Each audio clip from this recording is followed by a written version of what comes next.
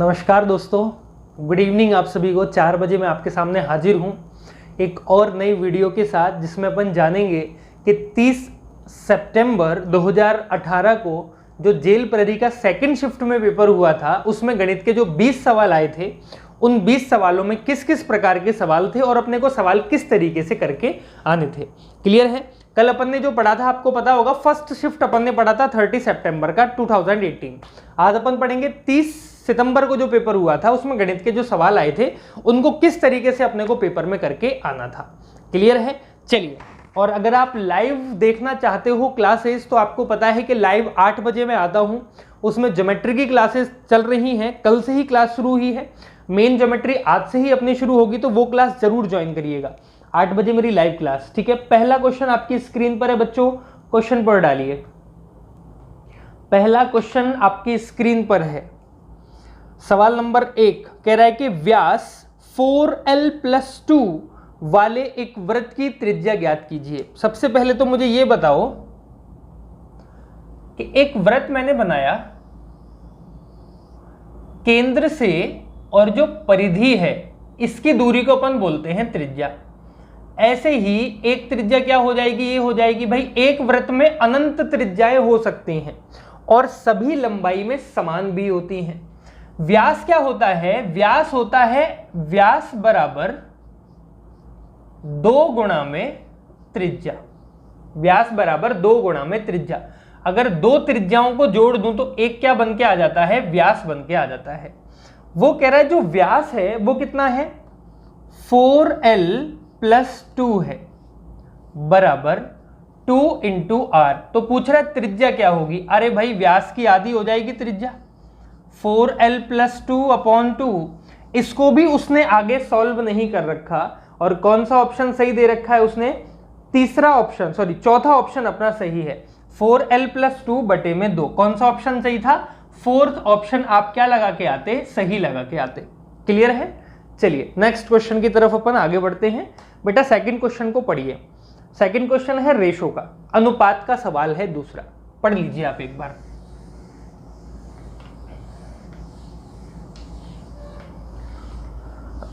पढ़ा क्वेश्चन?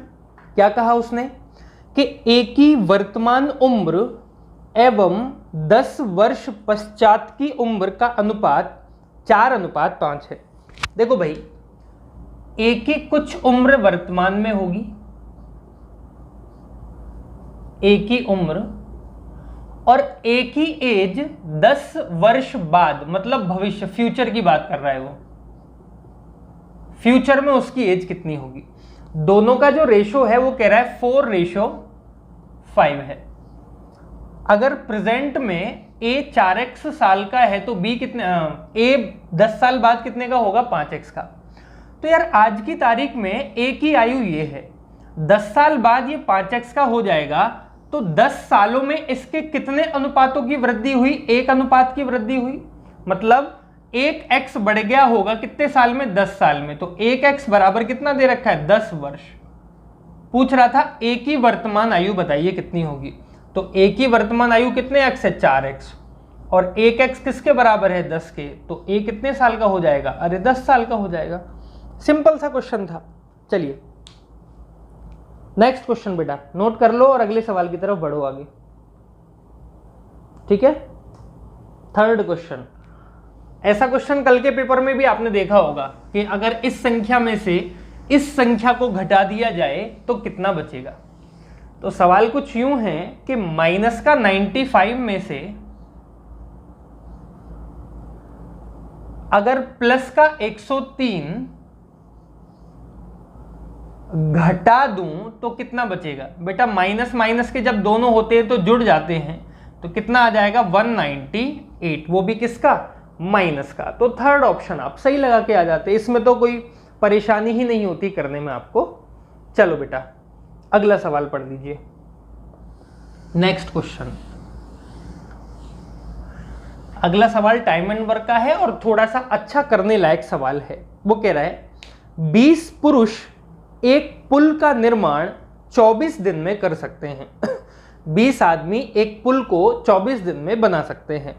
32 पुरुष ऐसे 2 पुलों का निर्माण कितने दिन में करेंगे? 32 पुरुष ऐसे 2 पुलों का निर्माण कितने दिन में करेंगे? देखो यार, करने के बहुत सारे तरीके हैं। आप कह रहे हो कि 20 पुरुष कितने दिन तक काम करते हैं?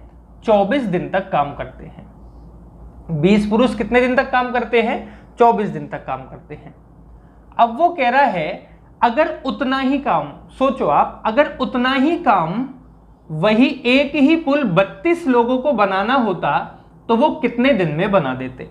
पहले मैं निकालता हूं कि एक पुल 20 लोगों ने 24 दिन में बनाया। अगर एक ही पुल 32 लोगों को बनाना था कितने दिन लेते? तो देखो 8 से कट गया 3 बार, 8 से कट गया 4 बार, और 4 से कट गया कितनी बार? 5 बार। मतलब कितने दिन लेते? एक पुल बनाने में 32 लोग 15 दिन लेते। भाई अगर एक पुल बनाने में 15 दिन लग रहे हैं तो 2 पुल बनाने में कितने दिन लगेंगे? 2 पुल बनाने में 30 दिन लगेंगे। तो आंसर कितना आ जाता? 30 दिन आंसर आ जाता इजीली। कौन सा ऑप्शन सही था बेटा? थर्ड ऑप्शन सही था। चलिए नेक्स्ट क्वेश्चन, आगे बढ़िए। क्वेश्चन नंबर 5 पढ़ डालो एक बार क्वेश्चन को। अच्छा क्वेश्चन है, इत्मीनान से पढ़ लीजिए, फिर मैं कराऊंगा इस क्वेश्चन को आगे। क्वेश्चन अच्छा है बेटा, है ना। पहली बात तो यह है कि घन और घनाभ का पृष्ठीय क्षेत्रफल या तो निकालना आना चाहिए या याद होना चाहिए अपने को। अगर आप एडवांस मैथ में कमजोर हो तो ज़रूर 8 बजे मेरी लाइव क्लास होती है शाम को, उसको ज़रूर देखा करो, उसमें एडवांस मैथ ही चल रही है। कह रहा है कि 4 सेंटीमीटर भुजाओं वाले 3 घन एक घनाभ से शुरू से अंत तक जुड़े हैं। परिणामी घनाभ का पृष्ठीय क्षेत्रफल और तीनों घनों का कुल पृष्ठीय क्षेत्रफल क्रमशः होगा। घनाभ का मतलब होता है एक कमरा, और एक ऐसा कमरा जिसकी लंबाई, चौड़ाई और ऊंचाई तीनों अलग अलग होती हैं। बात समझ आ रही है? घन होता है एक ऐसा कमरा जिसकी लंबाई, चौड़ाई और ऊंचाई तीनों समान होती हैं। तो मैं पहले बनाता हूं घन।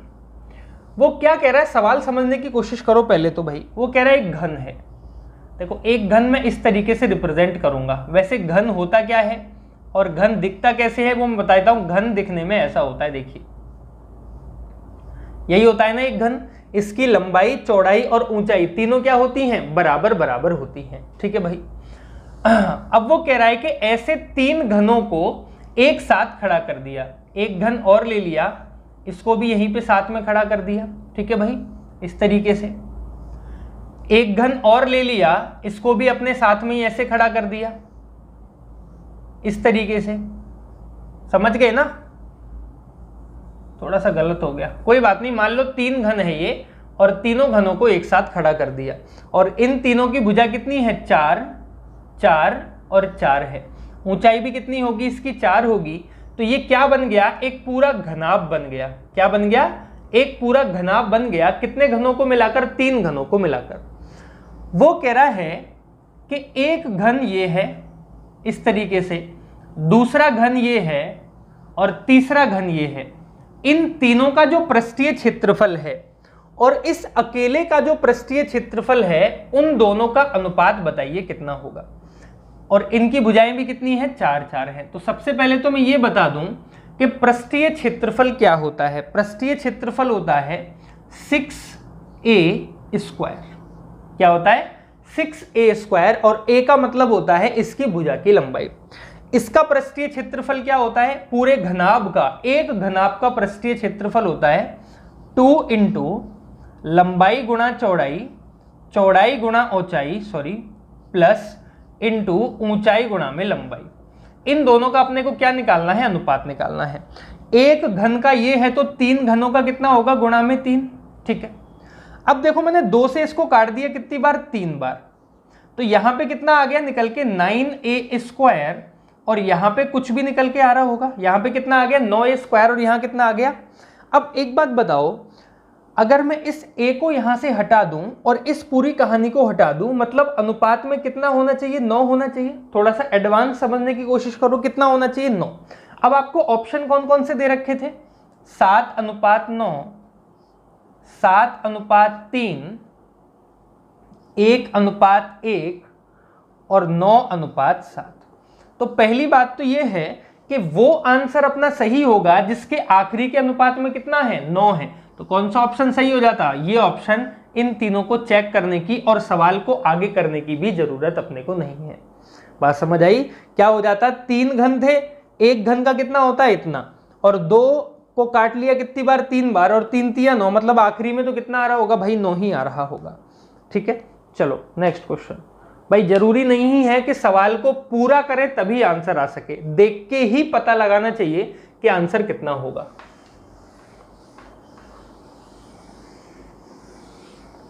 बशर्ते फॉर्मूले आपको याद होने चाहिए या फिर निकालते आप बनना चाहिए, कि निकालते किस तरीके से है अगर याद भी नहीं है तो।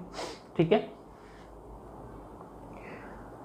अगला सवाल, निम्नलिखित 4 संख्याओं में से 3 संख्याएं निश्चित रूप से समान हैं। 4 में से 3 जो हैं वो निश्चित रूप से एक जैसी हैं एवं इसलिए एक समूह बनाती हैं। निम्नलिखित में से वो कौन है जो उस समूह से संबंधित नहीं है? वो कह रहा है 21, 35, 49 और 63। इन चारों में से ऐसी कौन सी संख्या है जो समूह में शामिल नहीं है, बाकी सारे समूह में? देखो, पहली बात तो ये 7 से कट रही है, ये भी 7 से कट रही है, ये भी 7 से कट रही है, ये भी 7 से कट रही है, तो एक समूहों की संख्या तो हुई है। उसके बाद इनमें से एक अलग संख्या को पहचानना था, तो इनमें से केवल एक ही अलग संख्या अगर मैं पहचानूं 49, क्योंकि ये कैसी संख्या है, 7 से तो सारी कट रही हैं, लेकिन ये पूर्ण वर्ग संख्या है। बाकी ना तो 63 पूर्ण वर्ग संख्या है, ना 35 पूर्ण वर्ग संख्या है, ना ही 21 पूर्ण वर्ग संख्या है। तो इनमें से जो अलग थोड़ी बहुत है वो क्या है, 49 है। क्लियर? नेक्स्ट क्वेश्चन, अगले सवाल पे अपन आगे बढ़ते हैं। चलिए सर, नेक्स्ट क्वेश्चन को पढ़ डालिए एक बार। सवाल है लाभ और हानि का। ठीक है, लाभ और हानि, प्रॉफिट एंड लॉस का क्वेश्चन है। चलिए, कह रहा है कि बाबू ने 2500 रुपए में एक अलमारी खरीदी और 3500 रुपए में बेच दी। तो जाहिर सी बात है कि कम दाम में खरीदी हुई चीज अगर ज्यादा दाम में बेची जाती है तो लाभ होता है। अब 2500 रुपए का अगर कोई सामान आप खरीद के ला रहे हो और उसको आप 3500 रुपए का बेच रहे हो, तो आपको तो लाभ होगा ही होगा ना। और कितने रुपए का लाभ होगा, 1000 रुपए का लाभ होगा। क्या पूछ रहा था वो, लाभ बताना है लेकिन प्रतिशत में। किस में बताना है, सॉरी, हाँ, 2500 से 3500 में बेच दिया तो 1000 रुपए का लाभ हुआ। लाभ प्रतिशत में बताना है, तो लाभ प्रतिशत क्या होगा, कितने रुपए का लाभ हुआ बेटा, 1000 का, बटे हमेशा लाभ और हानि क्रय मूल्य पर निकाले जाते हैं, कितने रुपए में आप उसको खरीद कर ला रहे हो, और गुणा में कितना, 100। तो देखो 2 0 से 2 0 मैंने उड़ा दी, 25 से कट गया 4 बार, 25 चौक 100, तो कितने प्रतिशत का लाभ हो गया, 40% का लाभ होगा। कौन सा ऑप्शन, 4th ऑप्शन आपका सही आएगा। क्लियर है? 40% का आपको इस पूरे सौदे में लाभ हुआ होगा। नेक्स्ट क्वेश्चन की तरफ बच्चों अपन आगे बढ़ते हैं। अगला सवाल, अरे कितना आसान सवाल है यार, इसको तो आप मुंह जबानी कर लोगे, पेन चलाने की भी जरूरत नहीं होगी। पेन तो इस वाले सवाल में भी चलाने की जरूरत नहीं थी। कह रहा है कि एक जॉन की बिल्ली एक सप्ताह में 1106 ग्राम भोजन करती है। कितने ग्राम वजन करती है, 1106 ग्राम भोजन करती है, मतलब इतना सामान एक सप्ताह में वो खा जाती है। एक दिन में वह कितना भोजन करती है? भाई एक सप्ताह में कितने दिन होते हैं, 7 दिन। अगर 7 की 7 दिनों में 1106 खा रही है तो एक दिन में कितना खाएगी, 7 एकम 7, बच गया 4, 7 पंजे 35, बच गया 5, 7 8 56, तो कितना खा लेगी प्रतिदिन? उसकी जो खपत है वो 158 ग्राम की है। प्रतिदिन उसकी खपत कितनी है, 158 ग्राम खाने की है। क्लियर? नेक्स्ट क्वेश्चन, वह सबसे छोटी वर्ग संख्या मतलब पूर्ण वर्ग संख्या ज्ञात करें जो 6, 7 और 15 से विभाजित हो। जो 6 से भी कटे, 7 से भी कटे और 15 से भी कटे। देखो यार, आपको लग रहा होगा कठिन सवाल है, लेकिन अपन इसको कठिन तरीके से क्यों करेंगे, इसको अपन ऑप्शन से करेंगे। पहला ये रखा है 22 56 0 दूसरा दे रखा है 630, तीसरा दे रखा है 44100, चौथा दे रखा है 396900। वो कह रहा है ये चारों संख्याओं में से कोई एक ऐसी संख्या है जो पूर्ण वर्ग है और किस किस से कटती है, 6 से, 7 से और 15 से भी कटती है। तो पहली बात तो ये कि ये बताओ क्या ये पूर्ण वर्ग संख्या है, नहीं है। क्या ये पूर्ण वर्ग संख्या है, हमने तो कभी देखी नहीं है ये पूर्ण वर्ग संख्या होती। क्या ये पूर्ण वर्ग संख्या है, जी हां, ये किसका, 210 की पूर्ण वर्ग संख्या है। किसकी है, 210 की पूर्ण वर्ग संख्या है। क्या ये पूर्ण वर्ग संख्या है, जी ये भी पूर्ण वर्ग संख्या नहीं है। तो सीधा सा आंसर कौन सा आ जाता, ये ऑप्शन आ जाता। भाई जरूरी थोड़ी है कि आप सीधी उंगली से घी निकालो, कभी कभी उंगली को टेढ़ी भी कर लिया करो आंसर निकालने के लिए, ठीक है। अब जरूरी थोड़ी था कि अपन 6 उसका एलसीएम लें और एलसीएम को इतने गुना कर दें कि पूर्ण वर्ग हो जाए, वो नहीं था जरूरत। ये देखो, ये आपने कभी सुना है, कभी देखा है क्या कि ये पूर्ण वर्ग संख्या है, ऐसी कभी संख्या देखी है, नहीं देखी। 630 नहीं हो सकती, ये नहीं हो सकती, क्या होगी, ये होगी। आंसर आ गया निकल के। चलिए भाई, इतनी प्रैक्टिस जब आप करोगे ना घर पे अपने आप पेन चला चला के, तब जाके इतना सीख पाओगे कि देख के ही मैं कैसे बना सकता हूं। सवाल है कि जी मैरी ने 80 रुपये प्रति किलो स्कीड बेचकर दिन के अंत में 960 रुपये अर्जित किए, ठीक है। उसने कितने किलो, अरे यार स्कीड बेचा, 80 रुपये प्रति किलो, मतलब 1 किलो कितने का आता है, 80 रुपये का आता है। तो 960 रुपये अगर आपके पास है तो कितने किलो आपने सामान बेच दिया होगा। 960 किलो सामान है, एक सामान 80 रुपये प्रति किलो का आता है, तो कितने रुपए में आपने बेच दिया होगा, कितने किलो सामान आपने बेचा होगा, 12 किलोग्राम सामान आपने बेच दिया होगा। क्लियर है।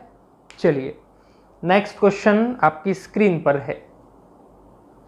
ये थोड़ा सा ठीक ठाक करने लायक सवाल है, आप इसको उतार लीजिए जब तक मैं इस सवाल को लिख लेता हूं। 2x + 3y बराबर 16, 3x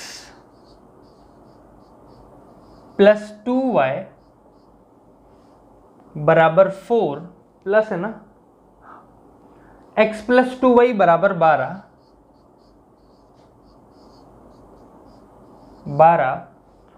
और 3x - y बराबर 20। ये 4 ऑप्शन है आपके। कह रहा है कि बिंदु -4 और 8, -4 और 8 से इनमें से कौन सा समीकरण संतुष्ट नहीं है। 3 समीकरण कोई ऐसे हैं जो संतुष्ट हैं, एक समीकरण ऐसा है जो संतुष्ट नहीं है। मैंने कल आपको बताया था कि निर्देशांक ज्यामिति हमेशा x और y के रूप में लिखी जाती है। एक को भुजांग कहते हैं और एक को कोटि कहते हैं, बताया था। मतलब x बराबर अगर -4 और y बराबर 8 रख दूं तो इनमें से कौन कौन से संतुष्ट हो रहे हैं और कौन कौन से संतुष्ट नहीं हो रहे हैं। रखो, x बराबर रखना है -4, तो 4 दूनी 8, -8 प्लस 8 तिया 24 बराबर 16। भाई 24 में से 8 घटाओगे तो कितना आएगा, 16 बराबर 16। मतलब ये वाली समीकरण तो संतुष्ट हो रही है, वो पता करनी है जो संतुष्ट नहीं है। x बराबर 4 रखेंगे, भाई 4 तिया 12 और वो भी किसका, -12 प्लस 8 दूनी 16 बराबर 4। 16 में से 12 घटाओगे तो 4, ये भी संतुष्ट हो रही है। यहाँ रख दिया -4 प्लस यहाँ रख दिया 8 दूनी 16 बराबर 12। 16 में से 4 घटाओगे तो भी 12 आएगा। मतलब कौन सा ऑप्शन सही होना चाहिए, ये वाला ऑप्शन अपना सही होना चाहिए, क्योंकि ये संतुष्ट नहीं होगी। देखो भाई 4 रखेंगे, 4 तिया 12, -12 और -8 बराबर किसके है, 20 के है। लेकिन -8 और -12 क्या होते हैं, -20 होते हैं। तो ये क्या हो गया, गलत हो गया। वो कह रहा था जो निर्देशांक मैंने दे रखे हैं वो निर्देशांक इनमें से कौन सी इक्वेशन को संतुष्ट नहीं करते हैं। ठीक है, चलिए आगे बढ़ते हैं अपन।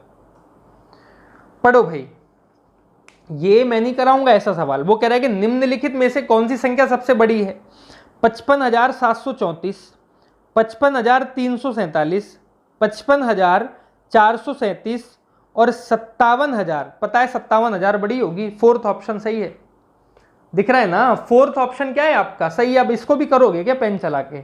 चलिए भाई, फिर से एक लाभ हानि का सवाल डाला उसने पेपर में, पढ़ डालो और करके बताओ मुझे।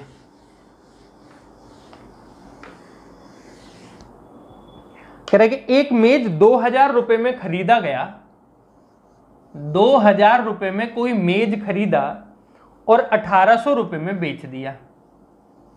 भाई 1,800 रुपए में बेच दिया। अरे 2,000 का सामान 1,800 में बेचा, 200 रुपए का क्या हुआ? नुकसान हुआ। मतलब यहां से आपको क्या हुई? हानि हुई। कितने की? 200 रुपए की। और कितने रुपए की वस्तु पे? 2,000 रुपए की वस्तु पे, और गुणा में कितना? 100। तो बेटा 2 जीरो से 2 जीरो काट ली, 20 पंजे 100, 5 बार कट गया, और 5 दूनी 10। इसका मतलब 10% की आपको क्या हुई? हानि हुई। ठीक है, 10% क्या हुई? आपको हानि हुई होगी पूरे सौदे में। चलिए नेक्स्ट क्वेश्चन पढ़िए। कैलकुलेशन मेथड है, सिंप्लीफिकेशन का क्वेश्चन है, मैं लिख देता हूं, आप जब तक इसको सॉल्व करिए। कह रहा है कि 11 गुणा में -34। भाई ऐसे ही क्वेश्चन आते हैं ना, अगर आप सोचो कि बहुत हार्ड क्वेश्चन आएंगे तो वो गलत है आपका सोचना। मैं पहले सोच रहा था कि इसकी पूरी सीरीज कराता हूं, मतलब पूरा सिलेबस, जो सिलेबस है। फिर मैंने कहा कि यार क्वेश्चन इतने आसान आते हैं, सिलेबस कराने में टाइम खराब होगा, इससे अच्छा एक काम करते हैं अपन, ओल्ड ईयर के क्वेश्चन पेपर जो हैं वो सॉल्व करा देते हैं। क्योंकि ओल्ड ईयर के क्वेश्चन पेपर कई सारे लोगों ने सॉल्व तो करा रखे हैं, लेकिन बोर्ड पे किसी ने भी अब तक सॉल्व नहीं कराया। सबने OBS मेथड से या फिर लैपटॉप मेथड जिसको बोलते हैं उससे करा रखे हैं, और बहुत ही लॉन्ग मेथड से करा रखे हैं, शॉर्ट मेथड उन्होंने नहीं बता रखा। कह रहा है कि इसको हल करो, बताओ क्या होगा। देखो यार, आपके जैसा स्मार्ट स्टूडेंट क्या करता? ऊपर से -34 कॉमन ले लेता। आपके जैसा स्मार्ट स्टूडेंट क्या करता? ऊपर से -34 कॉमन ले लेता। -34 अगर कॉमन निकाल लूं तो करीब 11 बच रहा होगा। -34 कॉमन निकाल लिया तो 12 के साथ क्या बच रहा होगा? प्लस बच रहा होगा। -34 अगर कॉमन निकाल लिया तो माइनस का अभी भी क्या बच रहा होगा? 24 बच रहा होगा, क्योंकि दोनों ही माइनस के हैं ये तो, बटे में। और भाई -10 और -7 कितना हो जाएगा? -17 हो जाएगा। होगा कि नहीं होगा? और माइनस से माइनस कट गया, 17 से कितनी बार कट गया? 2 बार, ये तो आ गया बाहर 2। देखो 12 और 11 कितने होते हैं? 23। 23 में से 24 माइनस करोगे तो माइनस का 1 बचेगा, तो ये आ गया 2 गुणा में -1। इसका मतलब -2 अपना आंसर होगा। ऑप्शन में है क्या? अरे बिल्कुल, चौथा ऑप्शन क्या है? बिल्कुल सही है। अब इसको ऐसा थोड़ी है कि इन दोनों को गुणा, इन दोनों को गुणा, इन दोनों को गुणा करेंगे। भाई कुछ तो लॉजिक लगाना पड़ेगा ना सवाल करने के लिए। चलिए प्यारे बच्चों आगे बढ़ो। फिर से कैलकुलेशन मेथड का, आज तो यार जो सवाल आ रहे हैं उनमें थोड़ी बहुत तो कैलकुलेशन अपने को करनी पड़ रही है ना? ये तो देखा होगा आपने कि 2-3 दिन से जो अपन सवाल पढ़ रहे हैं वो तो वैसे ही मुंह जवानी बन रहे हैं, बहुत सरल सवाल हैं। अब जो पेपर आ रहा है उसमें थोड़ा सा तो टेक्निकल पेपर है। वो कह रहा है कि m बराबर जो है वो -3 है। m माइनस m, m गलत ना हो जाए, -m ब्रैकेट में 3 - 5m, 3 - 5m, और बटे में क्या है जी? m है। बताओ इसका मान कितना होगा? तो जहां जहां साहब आपको m दिख रहा है ना, वहां वहां -3 रख दो। देखो यहां m दिख रहा है, -3 रख दिया। यहां m दिख रहा है, -3 रखोगे तो प्लस का 3 हो जाएगा। यहां m दिख रहा है तो मैंने माइनस का 3 रख दिया। यहां अगर मैं -3 रख दूं तो 5 × 15, और 15 किसका हो जाएगा? प्लस का हो जाएगा। इतना तो अपन एडवांस कर सकते हैं सवाल को। ये हो गया -3 + 3 गुणा में 15 और 3 18, और बटे में कितना? -3। क्लियर है भाई? 18 × 3 = 54, और 54 में से जब 3 माइनस करोगे तो कितना आ जाएगा? 51 बटे में -3। तो 3 से कितनी बार कट गया? ये 17 × 3 = 51, और आंसर कितना आ गया? -17। क्या मैच कर रहा है? जी हाँ, दूसरा ऑप्शन सही है, -17। ठीक है, -17 सही है। चलिए, कैलकुलेशन बेस्ड था और कुछ भी नहीं करना था। अगला फिर से कैलकुलेशन बेस्ड क्वेश्चन। थोड़ी कैलकुलेशन अगर गड़बड़ हो जाए तो कोई दिक्कत नहीं है भाई, है ना, क्योंकि आज मैंने ये सवाल करके ही नहीं देखे आपके, सीधे क्वेश्चन का प्रिंट आउट निकाला और आपके सामने पेश कर दिए। मैंने खुद ही अभी क्वेश्चन नहीं करके देखे हैं, तो मेरी भावनाओं पे जाना है ना, कैलकुलेशन पे मत जाना। इसका भी क्या है, स्क्वायर। ये सवाल दे रखा है साहब आपको, कह रहा है कि बताओ 6 की पावर 7, 6 की पावर 10, 6 की पावर 8 और 6 की पावर 12, इनमें से कौन सा ऑप्शन सही है? चलो करते हैं। मतलब 6 की पावर में बनाना है, कुल मिला के ये है। तो एक बात बताओ, ये कितना है?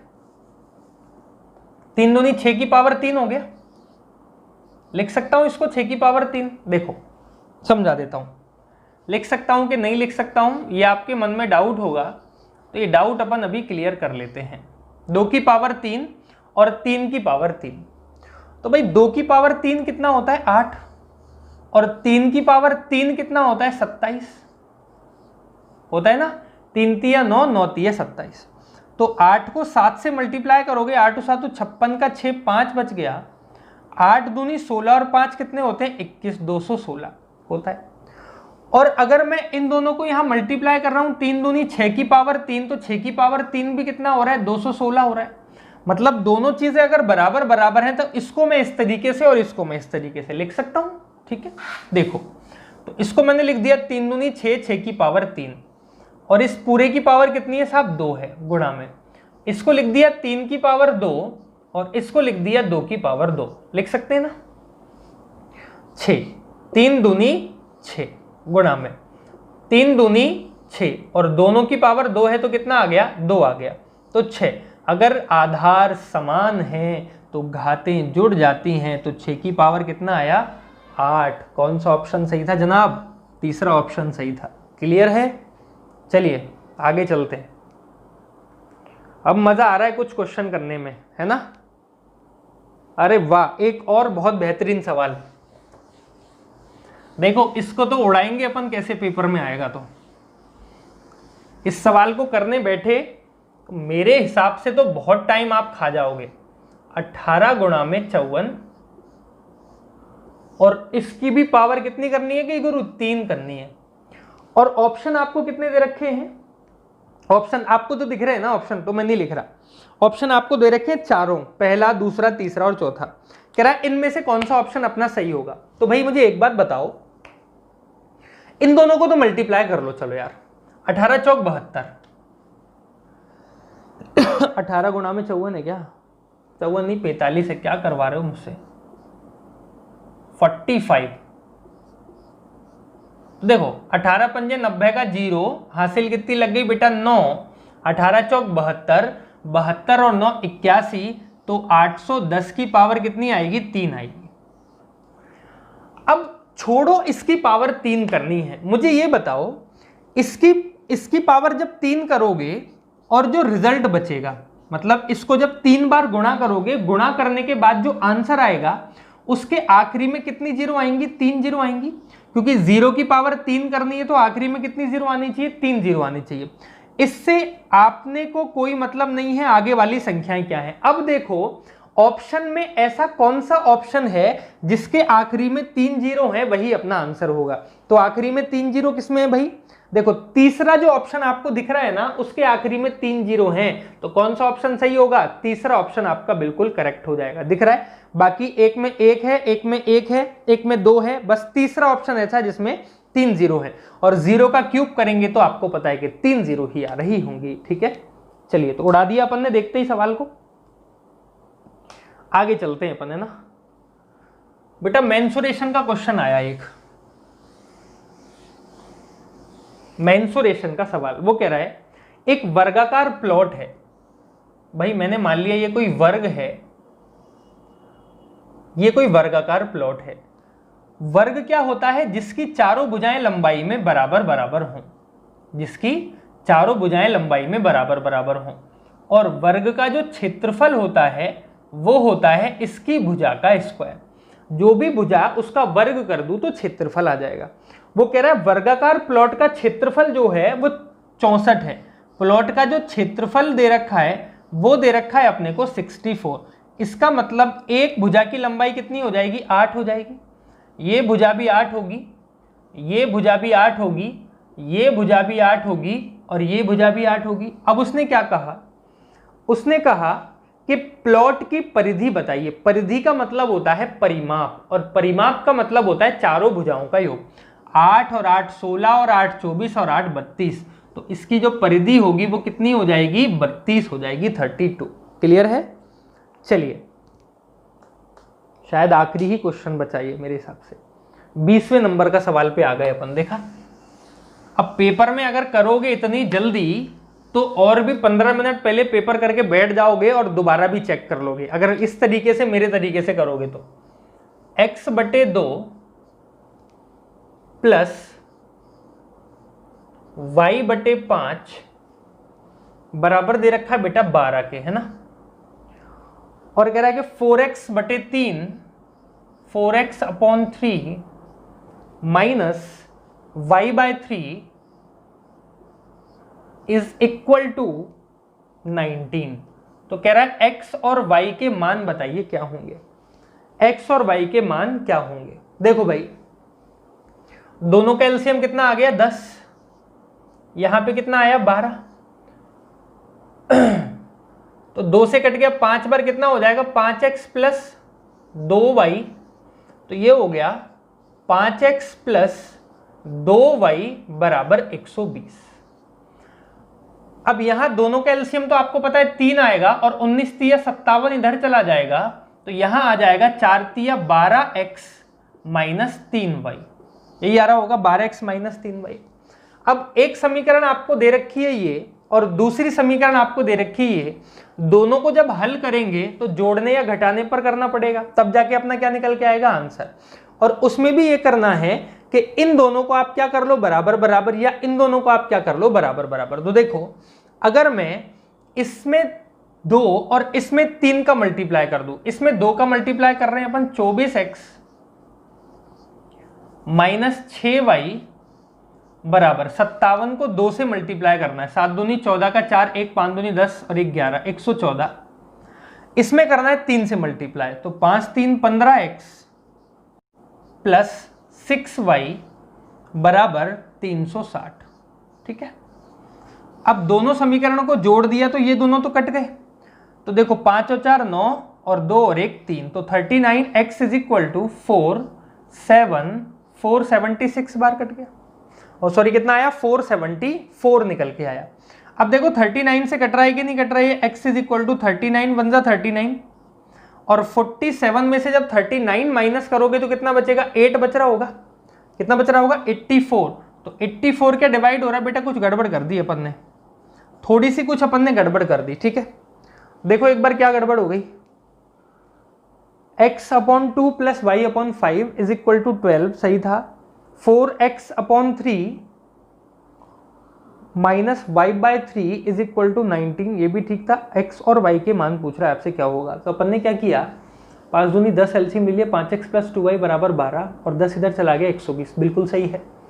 3 एलसीएम ले लिया, 19 3 57 इधर आ गया, और 3 एलसीएम लेंगे। अरे यार, अगर 3 एलसीएम ले लिया तो यहाँ थोड़ी ना मल्टीप्लाई करना है, यहाँ तो 4x माइनस वाई तो होगा। ये गड़बड़ हो गई ना अपन से, यहाँ तो 4x माइनस वाई होगा ना। अगर 3 अपन एलसीएम ही ले रहे हैं तो थोड़ी ना ऊपर मल्टीप्लाई होंगे यार। ठीक है, चलो तो बस इसको 2 से मल्टीप्लाई कर दो और कुछ मत करो। ये हो गया 8x minus 2y is equal to 114, और ये आ गया, इसको मैंने किसी से भी मल्टीप्लाई नहीं किया। ठीक है, 5x plus 2y is equal to 120। अब हो जाएगा, देखो उड़ा दिया इन दोनों को, 8 और 5 13x, और 13x किसके बराबर है? 4 ऊपर से आ गया नीचे, 2 और 1 3 आ गया, 234। तो 13 से काट दो, 13 दूनी 26 ज्यादा हो जाएगा, 13 एकम 13, कितना बच गया, और 13 8 104, तो x बराबर कितना आ गया, 18 आ गया। मतलब एक संख्या क्या है, 18 है। अब देखो प्लस का 18 किस में आ रहा है, आप देखोगे प्लस का 18 तीसरे ऑप्शन में केवल प्लस का 18 है, बाकी एक में -18 है और किसी में भी 18 नहीं है। तो कौन सा ऑप्शन सही होगा, तीसरा ऑप्शन सही हो जाएगा। कौन सा ऑप्शन सही लगा के आते हैं आप, तीसरा ऑप्शन, क्योंकि केवल अकेला तीसरा ऑप्शन ऐसा है जिसमें 18 x की वैल्यू दे रखी है और y की वैल्यू 15 दे रखी है। तो एक वैल्यू अगर मैच कर गई है तो दूसरी वैल्यू निकालने की अपने को जरूरत ही नहीं होगी। समझे मेरी बात को। तो ये हुआ आपका आज का पेपर जिसका डिस्कशन अपन ने कर लिया। ऐसे प्रश्न आते हैं और ऐसे ही करके आओगे तभी जल्दी कर सकते हैं, अदरवाइज अपन इनको जल्दी नहीं कर सकते हैं। ठीक है, थोड़ी सी कैलकुलेशन तो आपको एडवांस करनी पड़ेगी, तब जाके अपन क्वेश्चंस को जल्दी से जल्दी सॉल्व कर पा रहे होंगे। क्लियर है भाई। चलिए बहुत बहुत धन्यवाद आपका। जैसे मैंने पहले भी आपको बताया है 8 बजे मैं लाइव आता हूं। अगर लाइव आप मुझे देखना चाहते हो और मुझसे पढ़ना चाहते हो, जो ज्यामिति चल रही है, तो आपको 8 बजे आना होगा क्लास में। ठीक है, हमारे इसी यूट्यूब चैनल पे। बहुत बहुत धन्यवाद भैया आपका। नमस्कार।